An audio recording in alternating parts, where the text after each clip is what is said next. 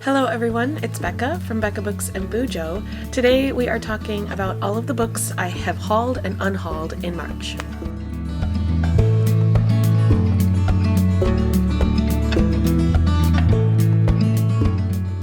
We have a pretty good stack of both hauls and unhauls this month, so we are just going to jump right in. I am curious to see my numbers at the end of the video because I think they maybe went up. But let's first just chat through the unhauls quickly. I am going to part with my copy of Nevermore, The Trials of Morrigan Crow by Jessica Townsend. I read this in March, and it wasn't my favorite, unfortunately. I think I held it to too high of standards because people likened it to Harry Potter, and I wanted it to be that, and it was not that for me. So I am going to part with this. I don't ever foresee rereading it unless I read it with my kids in the future, and then we'll get it from the library. So this one is going goodbye. One I read in February that I did not agree with was Open Water by Caleb Azuma Nelson. While the prose was very beautiful, it had lyrical, poetic writing, I just don't think I will ever return to it. It's a story that I'll probably hold a little bit of space in my head, but not one that needs to take space on my shelves. I'm also going to get rid of a duology, The Boy from Clearwater by Yu Pei-yoon and Zhujian Jin, Book 1 and Book 2. These were gifted to me by the publisher, and actually more so gifted to my school library that I work at, so I am going to return these to the library and hope that some kids could enjoy them. And lastly, basically one of the only adult books I read in March, I am going to unhaul Things We Lost to the Water by Eric Nguyen. This one was just kind of a boring refugee story for me, unfortunately. I wanted more of the refugee story and the trials and tribulations that they went through, and it was more so just like the slice of life things that they went through once they were in the United States after immigrating from Vietnam. So it wasn't my favorite. I think I gave it like 2.5 stars, and it doesn't need to stay on my shelves. Alrighty, next let's go to the books I hauled in March. And it's kind of a lot because I was gifted some books by some wonderful patrons of mine. So Jessica gave me a lot of books, and I did open these in one of my vlogs in March. I'll link it up above. But she gave me a lot of middle grade and then a few adult too. So I'll just quickly go through these. We have Song for a Whale by Lynn Kelly. Make waves about something is the tagline. In a sea of people, be you. Iris is a 12-year-old girl who was born deaf. Blue 55 is a whale who sings a song that no other whales can hear. When Iris learns about Blue 55 in science class, she knows exactly how he must feel and comes up with an idea she's going to sing back to him. Sounds cute. She gave me some of these to like read with my kids, but also I should have probably gotten to them in middle grade March. I didn't, but I'll keep them for future middle grade Marches or whenever I want to read them. Another middle grade, we have A Glass House of Stars by Shirley Marr. Mai-jing Lim and her family have arrived at the new house in the new land. Her parents inherited the home from first uncle, who died tragically and unexpectedly while picking oranges in the backyard. Ma likes to remind Mi-jing that the family never could have afforded to move here otherwise, so she should be thankful for this opportunity. Everything is vast and unknown to Mi-jing in this supposedly wonderful place. Mi-jing's only solace is a run-down greenhouse, which her uncle called his glass house, at the far end of her backyard, that inexplicably holds the sun and the moon and the secrets of her memory and imagination. When her fragile universe is rocked by tragedy, it will take all of Mi-jing's resilience and bravery to finally find her place of belonging in this new world. So this sounds like a refugee story of sorts, but man, that cover is beautiful. Another middle grade, The Weather Weaver by Tamsin Mori. What if you could befriend a cloud? What weather would you choose? What if the weather matched itself to your mood, whether you wanted it to or not? Ooh, so sounds a little bit of magical realism. I like that in my books, for sure. We've got The Grimm's Fairy Tales by Jacob and Wilhelm Grimm. I would love to read these with Theo. I think eventually he will enjoy these, and just reading one or two at a time to him before bed will be great. We have Hello Universe from Erin Entrada Kelly. It says, some friendships are meant to be. Virgil Salinas is shy and misunderstood. Valencia Somerset is clever and stubborn. Kaori Tanaka tells fortunes and reads the stars. And Chet the Bull Bullens is the biggest bully in the neighborhood. It sounds like they aren't friends, but something will bring them together. And they'll become friends, possibly. The last middle grade on this stack is Beyond the Bright Sea by Lauren Wolk. This one got the Scott Odell Award for Historical Fiction. I love historical fiction. It says, 12-year-old Crow has lived her entire life on a tiny isolated piece of the starkly beautiful Elizabeth Islands in Massachusetts. Abandoned and set adrift in a small boat when she was just hours old, Crow's only companions are Osh, the man who rescued and raised her, and Miss Maggie, her fierce and affectionate neighbor across the sandbar. Crow has always been curious about the world around her, but it isn't until the night a mysterious fire appears across the water that the unspoken question of her own history forms in her heart. Soon an unstoppable chain of events is triggered, leading Crow down a path of discovery and danger. Sounds good. Okay, so then, oh my, I didn't even see these stickers. Jessica also sent me a few adult books. And I did not see the stickers inside. Stickers, and bookmarks. Very cute. Thank you, Jess. Okay, so she sent me The Long Shot, or just Long Shot, a hoops novel by Kennedy Ryan. I read Kennedy Ryan earlier this year. I read Before I Let Go and really loved it. I also have This Could Be Us on my shelves. This is one of her sports romances, I at least assume. And I've heard they're maybe a little bit spicy. She kissed the prince and he turned into a fraud. Now her fairy tale is upside down. I really enjoyed Kennedy Ryan's writing in that one that I just said. Oh my gosh. Before I Let Go.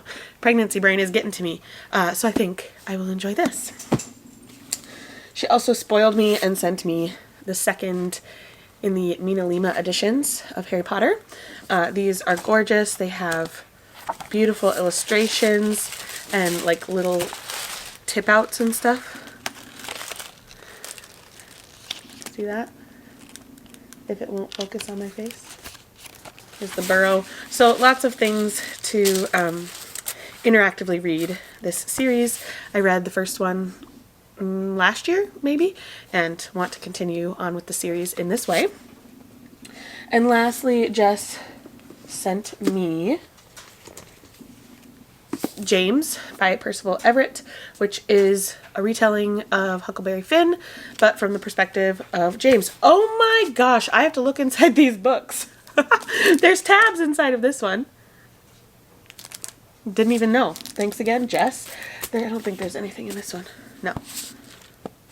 Okay, so I really want to give this one a try. It's like people's best book of 2024, so I'm looking forward to reading this one and getting a different perspective on the classic story that we all know.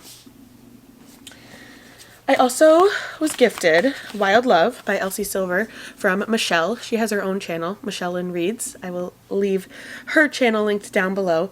But this is the first in the Rose Hill series by Elsie Silver. I have only ever tried Chestnut Springs, but I love that series so far, and once I get through that one, I will definitely give Wild Love a try. Then we have 4 books that I purchased myself. The first is the newest Hunger Games book, Sunrise on the Reaping by Suzanne Collins. I think most people know what this book is, but it is Haymitch's story during the 50th Quarter Quell, which is when Haymitch was in the games. So I love these books, but my favorites are The Hunger Games and Catching Fire because they're actually in the games, and they're just so fun and exciting. So I am looking forward to reading this one, hopefully very soon.